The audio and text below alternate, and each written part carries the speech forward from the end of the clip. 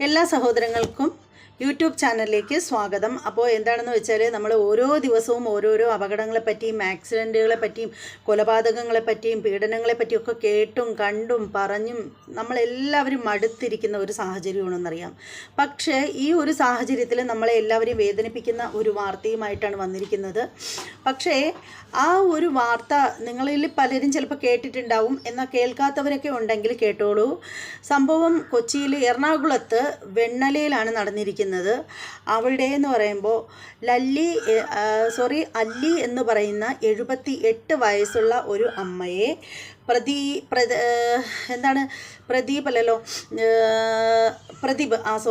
പ്രദീപ് എന്ന് പറയുന്ന 48 വയസ്സുള്ള അവരുടെ മകൻ അതിക്രൂരമായിട്ട് കൊന്നു കളഞ്ഞിരിക്കുകയാണ്.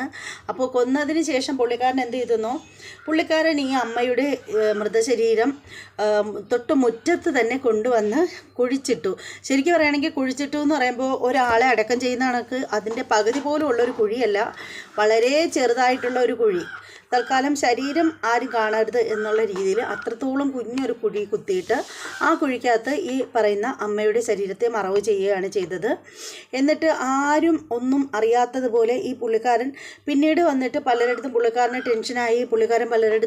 പുള്ളിക്കാരനാണ് ഇത് ചെയ്തത്, അമ്മയുടെ ശരീരം മറവ് ചെയ്യാനൊന്ന് ഹെൽപ്പ് ചെയ്യുമെന്നൊക്കെ പറഞ്ഞിട്ട് ആരുടെയൊക്കെ സഹായം തേടിയതായിട്ട് ചില ചാനലുകളൊക്കെ പറയുന്നുണ്ട്. എല്ലാ ചാനലുകളും അങ്ങനെ പറയുന്നില്ല. അപ്പോൾ അതുപോലെ തന്നെ വീട്ടിലേക്ക് ആരോ കൊണ്ട് വന്ന സമയത്ത് ഈ അമ്മയുടെ കാൽപാദങ്ങൾ വെളിയിലേക്ക് ഇരിക്കുന്നത് കാണുമ്പോഴാണ് ഇങ്ങനെ ചോദിക്കുകയും കാര്യങ്ങളൊക്കെ അറിയുകയും, അപ്പോൾ അവർ തന്നെ പോലീസിനെ അറിയിച്ച് കാര്യങ്ങളൊക്കെ ധരിപ്പിക്കുകയൊക്കെയാണ് ചെയ്തിട്ടുണ്ടായിരുന്നത്. അങ്ങനെ നമ്മുടെ പാലാരിവട്ടം പോലീസാണ് കേസെടുത്ത് അന്വേഷണം ആരംഭിച്ചിരിക്കുന്നത്. പിന്നെ ഈ അമ്മയുടെ മകനെന്ന് പറഞ്ഞാൽ ഈ പ്രദീപ് സ്ഥിരം മദ്യപാനിയാണെന്നാണ് നാട്ടുകാരൊക്കെ പറയുന്നത്. സ്ഥിരം മദ്യപാനിയാണ്. മദ്യപിച്ച് വന്നു കഴിഞ്ഞാൽ വീട്ടിൽ ആകെ അലമ്പുണ്ടാക്കുന്നതാണ്. വീട്ടിലുള്ളവരെ പോലും കയറി കിടന്ന് ഉറങ്ങാൻ പോലും സമ്മതിക്കില്ല. അമ്മാതിരി തരികിട പരിപാടികളും കൊണ്ടിരിക്കുന്ന ആളാണ് ഈ പറയുന്ന പ്രദീപ്. അതുപോലെ ഈ പ്രദീപിൻ്റെ ഭാര്യ ഇപ്പോൾ കുറച്ച് ദിവസങ്ങൾക്ക് മുമ്പ് ആ പെൺകുട്ടി ആ വീട്ടിൽ നിന്നും പിണങ്ങിപ്പോയിരിക്കുകയാണ്. ഭാര്യയുടെ വീട്ടിൽ പോയിരിക്കുകയാണ്. അതിന് കാരണം ഈ പറയുന്ന പുള്ളിക്കാരൻ്റെ സ്വഭാവങ്ങളൊക്കെ കൊണ്ട് തന്നെയാണ്. പിന്നീട് ഇദ്ദേഹത്തിൻ്റെ കൂടെയാണ് 2 കുട്ടികളുണ്ട്. 2 കുട്ടികളും ഇദ്ദേഹത്തിനൊപ്പമാണ് താമസിക്കുന്നത്. ഭാര്യ ഈ അടുത്ത സമയത്താണ് പിണങ്ങിപ്പോയതെന്നാണ് അറിയാൻ സാധിച്ചിരിക്കുന്നത്. അപ്പോൾ എന്താല്ലേ ഒന്ന് ഓർത്ത് നോക്കൂ. പെറ്റമ്മയെ പോലും വെറുതെ വിടാത്ത മക്കളാണ് ഈ ഉള്ളതൊക്കെ. എങ്ങനെ മനസ്സ് വരുന്നു ഒരമ്മയെ നിർദ്ദയം കൊല്ലാനായിട്ട് എന്ന് എത്ര ഓർത്തിട്ടും മനസ്സിലാവാത്തൊരു കാര്യമാണ്. പിന്നീടുള്ളൊരു കാര്യമെന്ന് വെച്ചാൽ ഈ 2 ആൺമക്കളുള്ള ഒരുത്തൻ, അതും അയാളുടെ മക്കൾ വീട്ടിലുണ്ട്. പക്ഷേ ഒരുപക്ഷെ കുട്ടികളുടെ ശ്രദ്ധയിൽ ഇതൊന്നും പെട്ടിട്ടുണ്ടാവില്ല. ഇന്ന് ഇയാളിത് ചെയ്തെങ്കിൽ നാളെ ഇയാളെ തേടി വരുന്നത് ഇതിനേക്കാൾ വലിയ ഒരു ദോഷം തന്നെയായിരിക്കും. നാളെ ഇയാളുടെ മക്കൾ ഇയാളെ കഴുത്ത് ഞെരിച്ച് കൊല്ലാതിരിക്കുകയാണെങ്കിലുണ്ടല്ലോ അത് ഭാഗ്യം എന്ന് തന്നെ പറയാം. പിന്നെ പറയേണ്ട ഒരു കാര്യം എന്ന് വെച്ചാൽ നമ്മുടെ രാജ്യത്തിലെ നമ്മുടെ മനുഷ്യരുടെ ഒരു ഒരു പോക്ക് ഈ രീതിയിൽ പോവുകയാണെങ്കിൽ ഇനി നമ്മുടെ രാജ്യം അധികകാലമൊന്നും ഉണ്ടാവുന്നതായിട്ട് എനിക്ക് തോന്നുന്നില്ല. ഞാൻ എൻ്റെ ഒരു അഭിപ്രായം മാത്രമായിട്ട് പറയുന്നത്. പിന്നീട് എനിക്ക് പറയാനുള്ളൊരു കാര്യമെന്ന് വെച്ചാൽ ഇവനെ പോലീസുകാരൊക്കെ വന്നതിന് ശേഷം ഈ അമ്മയുടെ ശരീരം ശരിക്കും പറയുകയാണെങ്കിൽ തൂമ്പയെന്നും വെച്ചല്ല, കൈകൊണ്ട് തന്നെ മാന്തി എടുക്കുകയായിരുന്നു എന്നാണ് അറിയാൻ സാധിക്കുന്നത്. അപ്പോൾ ആ ഒരു സമയത്ത് ഈ മകൻ അവിടെ കിടന്ന് ഇങ്ങനെ കൈയും കാലും ഒക്കെ എടുത്ത് ഭയങ്കര ഗോഷ്ഠികളും എന്തൊക്കെയോ കോമാളിത്തരങ്ങളൊക്കെ കാണിക്കുകയാണ്. ഇനി അഥവാ അപ്പോൾ പോലീസുകാരന്മാരുടെ ഭാഗത്ത് നിന്ന് പറയുന്നത് എന്താണെന്ന് വെച്ചാൽ ഈ പുള്ളി നന്നായിട്ട് മദ്യപിച്ചിട്ടുണ്ട്, മദ്യത്തിൻ്റെ ആ ഒരു കെട്ടൊന്നും ഇതുവരെ മാറിയിട്ടില്ല എന്നാണ് പറയുന്നത്.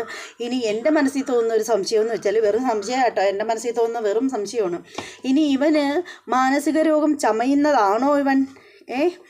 അതായത് ഈ ഒരു ബോഡി എടുക്കുന്നതിൻ്റെ ആവശ്യത്തിന് വേണ്ടിയിട്ട് പോലീസുകാർ എത്രയുണ്ട്, നാട്ടുകാർ എത്രയുണ്ട്, കുറേ ആളുകൾ ഇവനെ തെറി വിളിക്കുന്നു, ഒക്കെ ശരി തന്നെ. ഇതിൻ്റെ ഇടയിൽ നിന്നിട്ട് ഇവന് ചിരിക്കാനൊക്കെ സാധിക്കുന്നെന്നുണ്ടെങ്കിൽ എനിക്ക് തോന്നുന്നു ഇവൻ ഫേക്കാണെന്ന് എനിക്ക് തോന്നുന്നു. കാരണം മാനസിക രോഗം എന്നുള്ളതിൻ്റെ ആ ഒരു ഇളവ് കിട്ടാൻ വേണ്ടിയിട്ട് ചെയ്യുന്നതാണോ എന്നൊക്കെ എനിക്ക് സംശയമുണ്ട്. എന്തായാലും കൂടുതൽ കാര്യങ്ങൾ വരും ദിവസങ്ങളിലേക്ക് അറിയാൻ സാധിക്കുന്നതായിരിക്കും. അപ്പോൾ പോലീസുകാർ പറയുന്ന ഒരേ ഒരു കാര്യമാണ്, എന്തെങ്കിലും കാര്യങ്ങൾ നമുക്ക് തുറന്നു പറയണം എന്നുണ്ടെങ്കിൽ പോസ്റ്റ്മോർട്ടത്തിൻ്റെ റിപ്പോർട്ട് കിട്ടിയാലേ മതിയാവത്തുള്ളൂ.